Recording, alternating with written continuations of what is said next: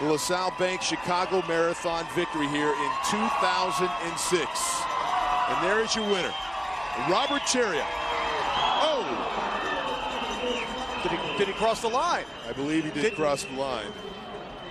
Did he cross the line? My goodness.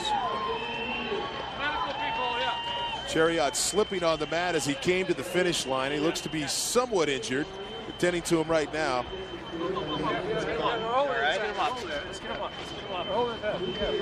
His weight came right up from underneath him. Well, he threw his hands up, obviously, to signal his victory. His weight went back, he hit the mat and slipped and fell.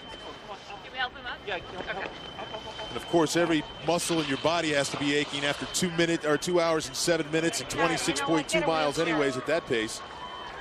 He's going very, very fast in the force of the fall. I'm surprised he isn't knocked out. Well, he's injured. Yeah, he hit his head. Hit his head. Very injured. Never seen that before in the history of marathoning. Never. The hands go up here to signal his victory. The weight goes back, and he hits the mat right there and down. Yes, you can see the back of his head hitting the marathon logo.